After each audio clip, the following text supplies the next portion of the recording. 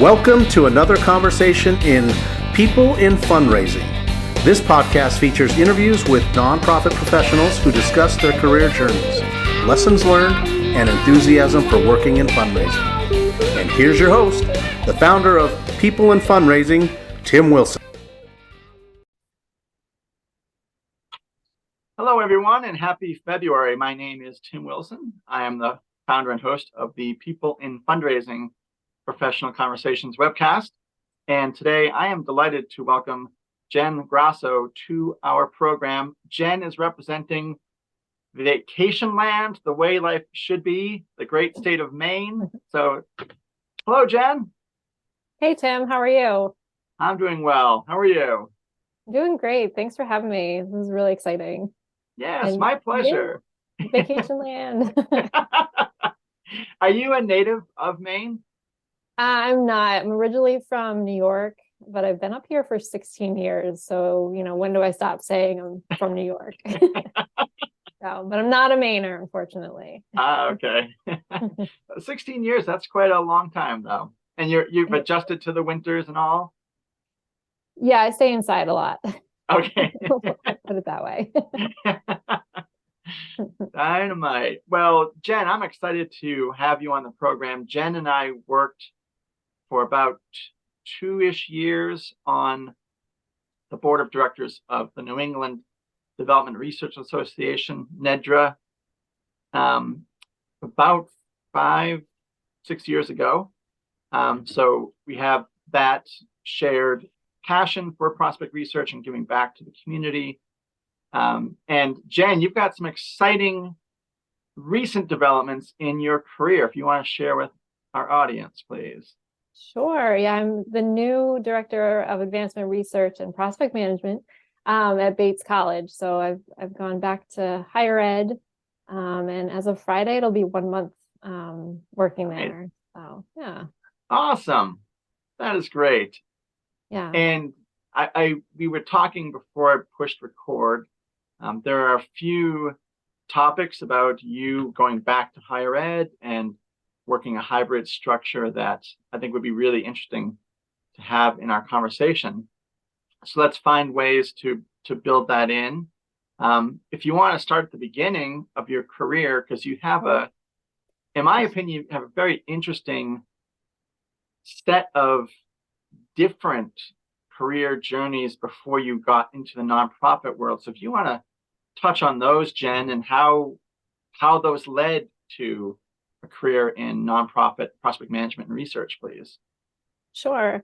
I think I actually saw a post on LinkedIn. There's a book out there called The Squiggly Career, which I think I have to definitely read because I have a very squiggly career. Uh-huh. But yeah, it all goes back to, college. I was a French major, didn't know what I wanted to do. I ended up leveraging some connections and wound up in the world of as a paralegal at a law firm, which was really interesting, and utilized my curiosity and my business writing skills. And then I enjoyed training new paralegals, so I thought maybe I'd be a teacher for a bit. Oh, okay.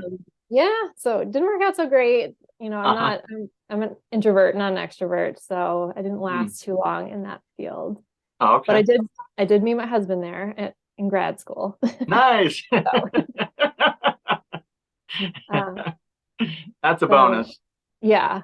So I taught for a bit. I've done a lot of things that are not on my LinkedIn profile. I worked at a call center in the French department for a little bit as well. Okay. But I really wanted to get into higher ed because education is my passion. First gen college student. Oh, okay. So that's kind of how I ended up in education and in fundraising. And I can keep going if you want to know how I got into research. Yeah, please do. But I guess maybe if we pause there. So you mentioned being a first generation college student, and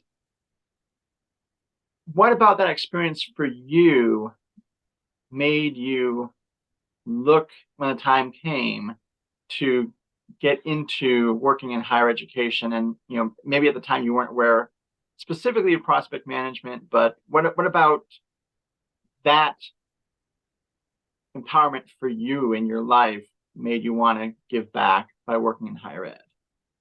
Yeah, well, I originally was really interested in study abroad because I had such a great experience studying abroad junior year. So I wanted to, try and get into that field. And then, I changed courses a little bit, didn't happen.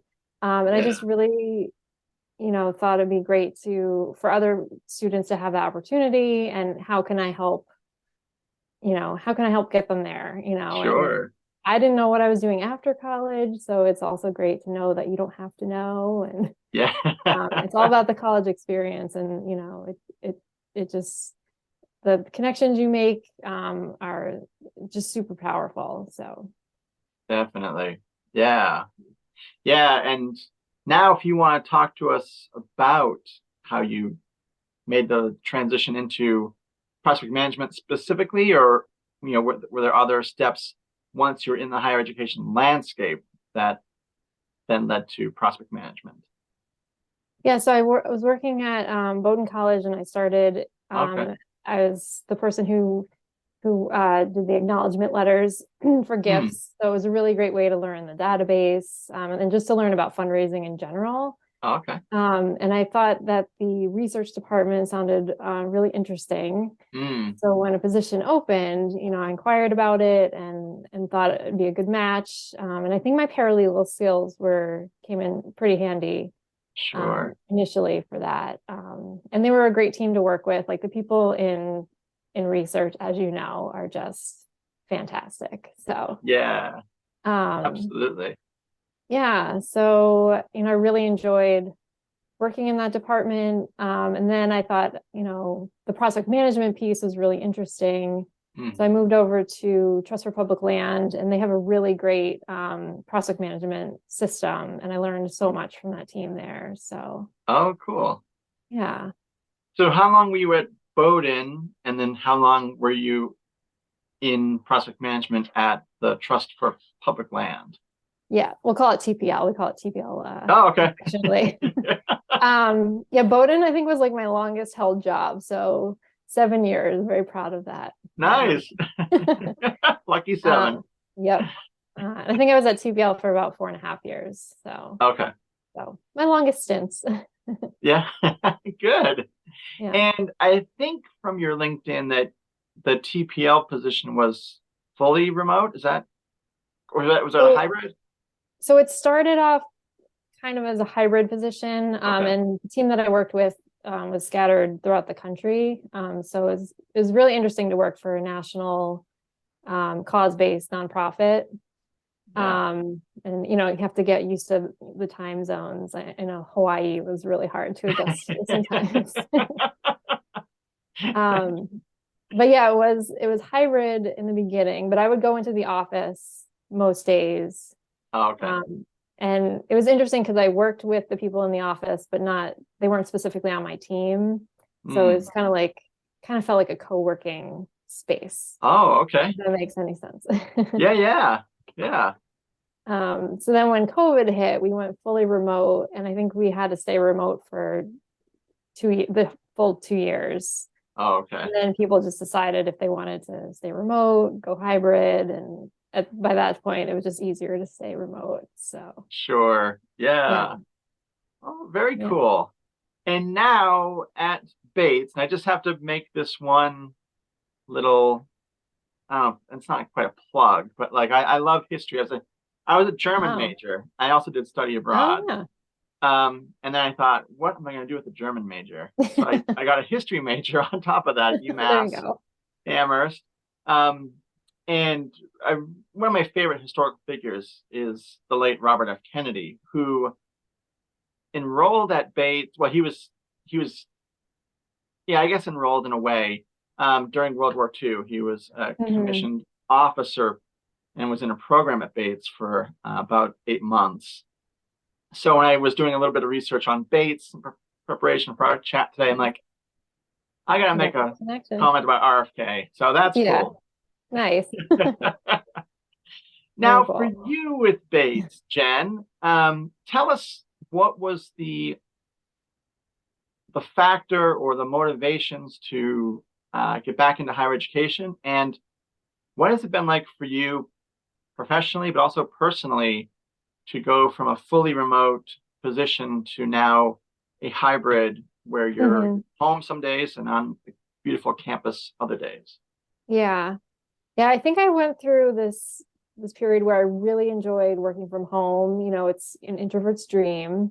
Uh-huh. Um, Very flexible. It was wonderful. I think I was missing that colleague connection and just seeing people that you were working with in person.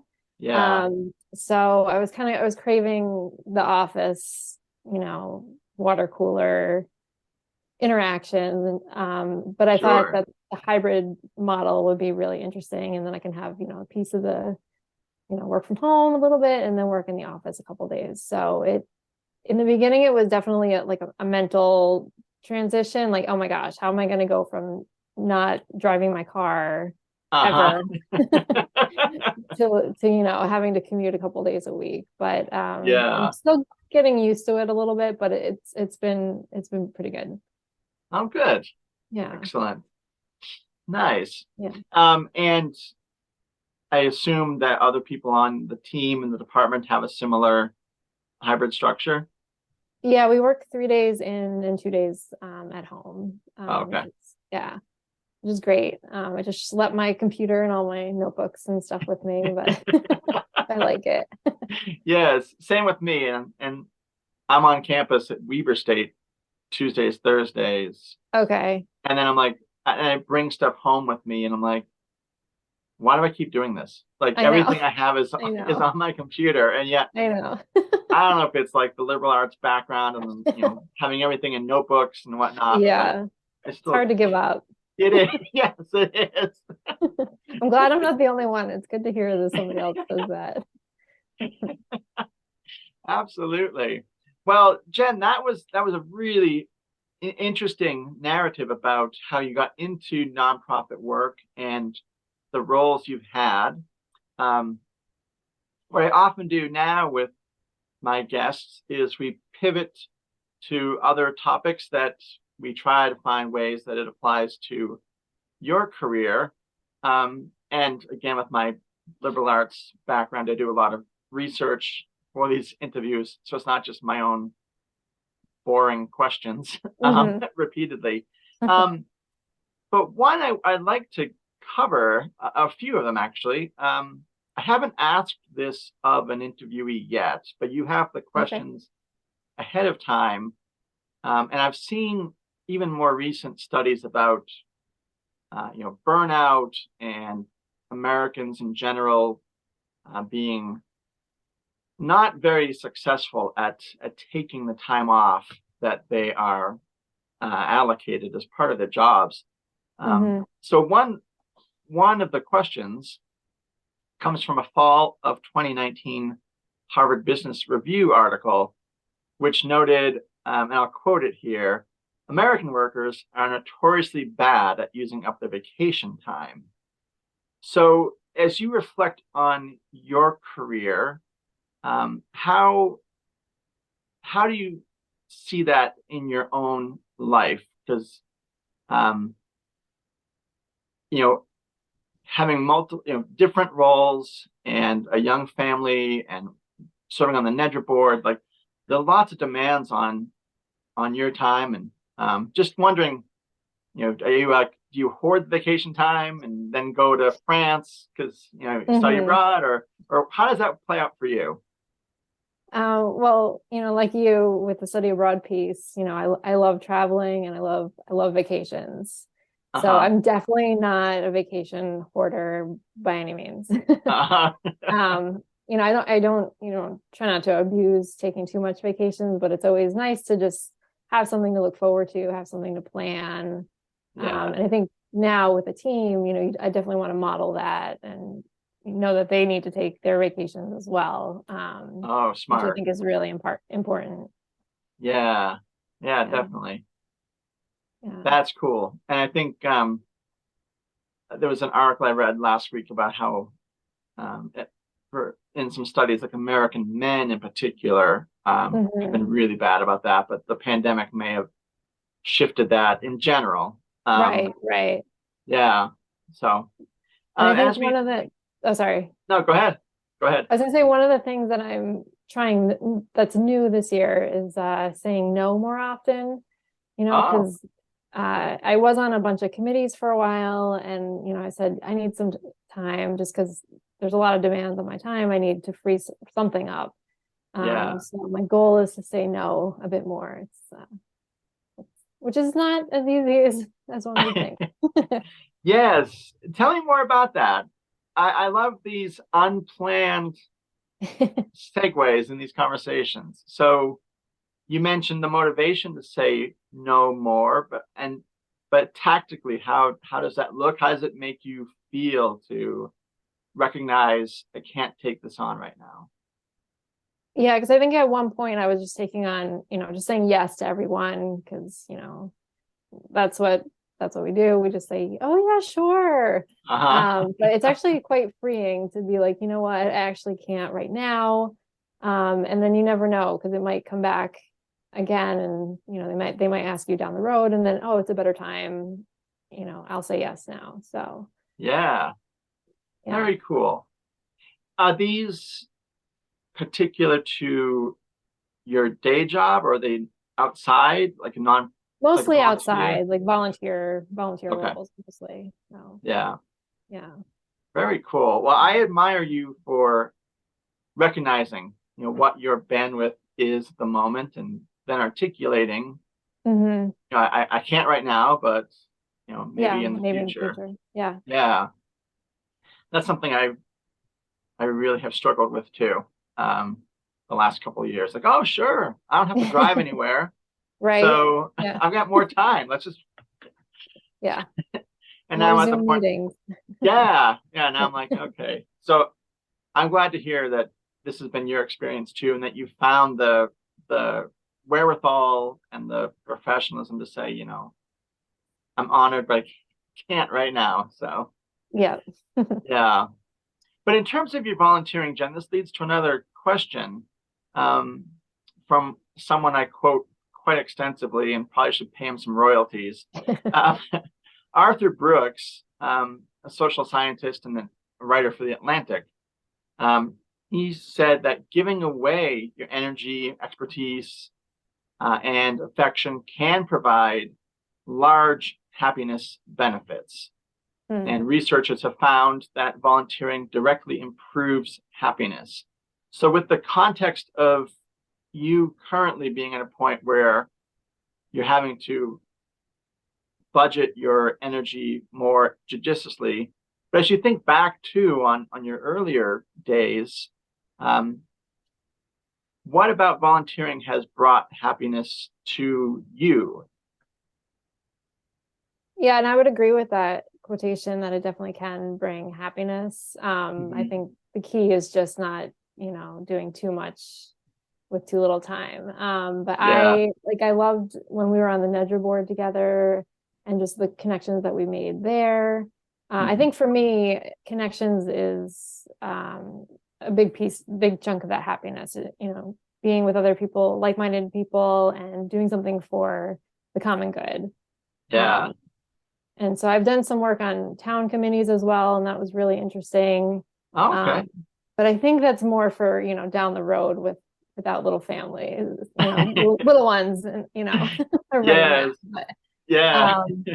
I definitely get why people who are retired go on those committees. So, but I encourage people to, check out your town and check out local, opportunities, because I think it's a different perspective. And yeah. So that is interesting. So how did you get involved in like local civic? It all started with our issues? homeowners association, and I could bore you to death about Okay. stormwater retention, but I won't. But yeah, it kind of jumped from there, just talking with the town more, and like, oh, I'm, interested in the environment. I'll try out this committee. So Okay. Oh yeah, you never know. You never know. Like again, it's like the squiggly career. It's the Yes. squiggly volunteerism. Well, that's really cool. And I think in particular in these times as a society, like getting involved locally is Hmm. really important, but it also can be complicated Yes. with Yes. so kudos to you for dipping your toes in local civic affairs. Um, I I am a pretty liberal person and I live in a pretty conservative state, and so just Mhm. trying to find a balance of Navigate that. Yeah. yeah, yeah. Yeah. And I still feel like a recent transplant, although I've been in Utah for 5 years, but you know, Hmm. so You it's gotta come to Maine. You gotta, the way life should be, right? that's right. It is a beautiful state. So I'm that's sure awesome. Utah is as well. I've never actually been, but it's on my bucket list. So. Yeah, it is beautiful. It's much more spread out. Mm, So uh very dry and I miss the trees and the rain of New England. So I'm gotcha. envious of people like you that get that. So um but Jen, speaking of this transition you've had to do with your career, where you, like most people, worked full-time remote because of the pandemic. Now you're doing a hybrid role. Um, and you've recently gone back into higher education from TPL. How has your view of the work you do in prospect Mm, management changed during the pandemic? And so we have evidence, as we just talked about, the work structure and the institutions you've worked for. But what about maybe the pandemic prompted you to think more about how you wanted to allocate your skill set, the expertise you have, and finding where you would feel would be a next stopping point for you in your career? mm. Interesting question. I'm not sure. Well, I guess I'm sure the pandemic definitely played some sort of role. I think the pandemic helped me realize that I need to be in person with colleagues more. Okay. And I think coming back to higher ed, I wanted to take the skills that I learned at TPL. Because like I said, they're top-notch shop over there. Yeah. Anyone from TPL is listening. Uh-huh. But yeah, it just made me think, how can I utilize what I've learned here in a different setting? And Yeah. just going back to higher education, is where, what I'm passionate about. So Excellent. Very good. And how many people are on your team at Bates? there's four, and they are Okay. also amazing. And this is the biggest team I've ever been on, Oh, nice. which I know you've worked on in very large shops, right? Yeah, Or- at my first place. Yeah. Ultimately, yeah, But yeah.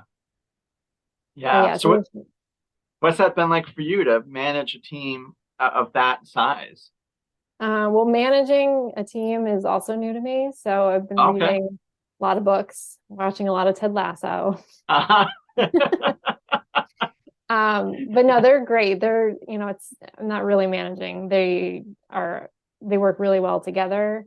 And Awesome. they each have their own specialties. So it's been really great getting to work with them as a team. So Awesome. I'm excited about that part. That's cool. Yeah, So I understand the Ted Lasso cultural reference. I haven't actually watched an episode yet. highly My peer, recommend. yes, yeah, and others have recommended it as well. My family has taken over my old podcast studio, and that's where our TV now is. Got So, it.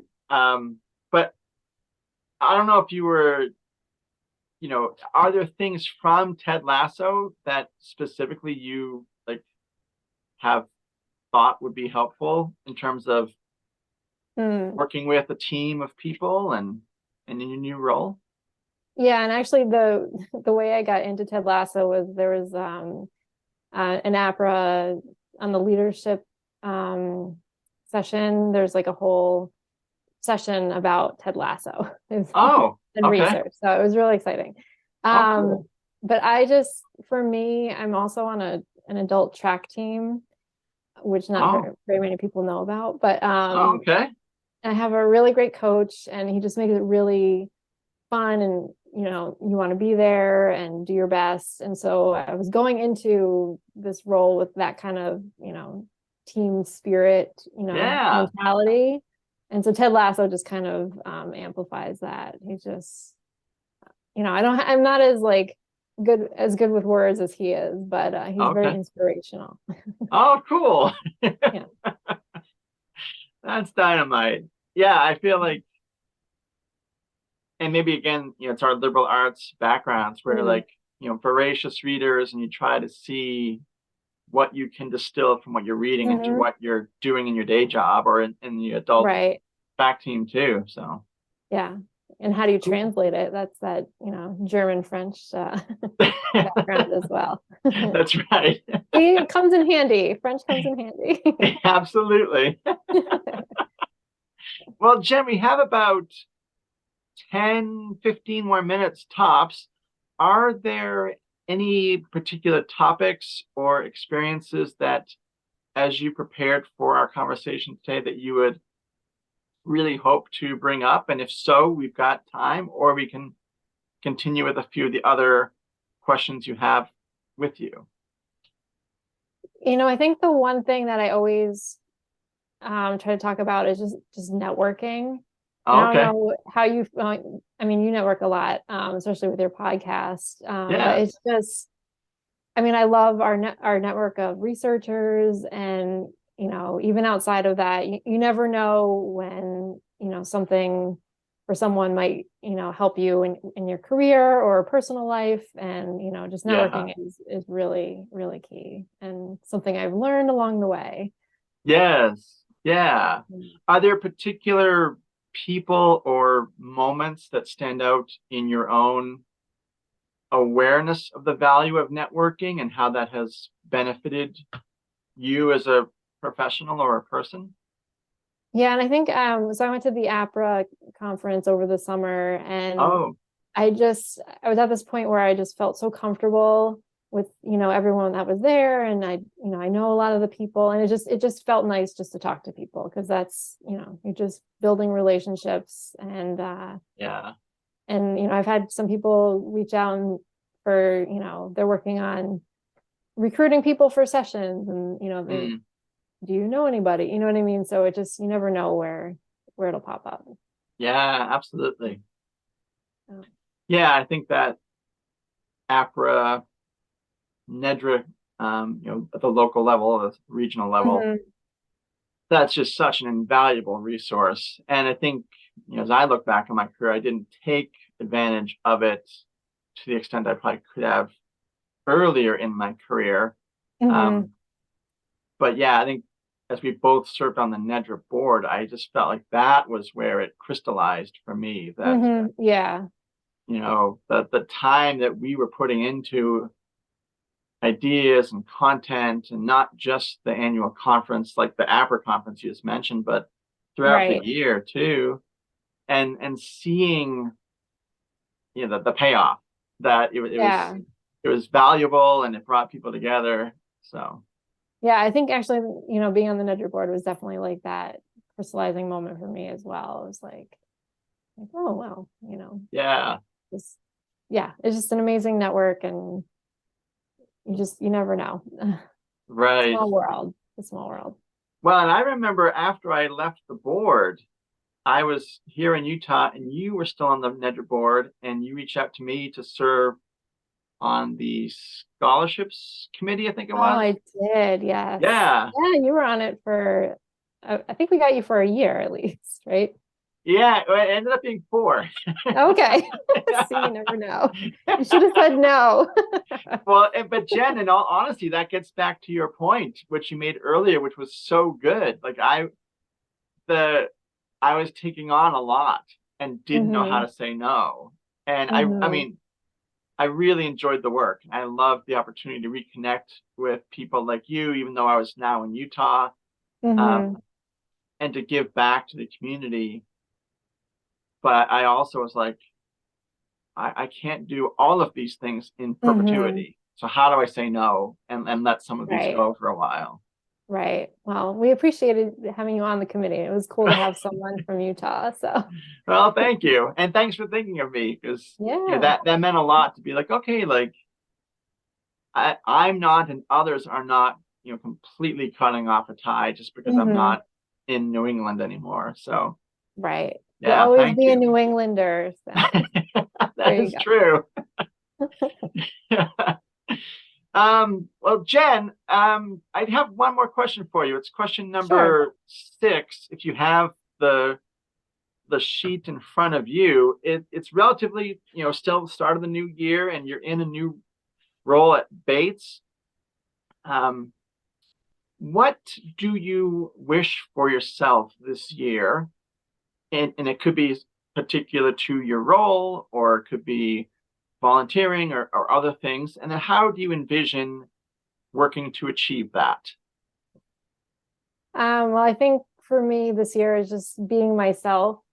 I was talking to someone before going on here, and his advice was like, just be yourself. And so this new year, that's what I'm doing, and that's what I'm learning, that just being you is good enough. And my daughter, she had this little quote that I have to share because I share with everyone. Please do. It's you be you and do what you do. So that's my mantra for 2023.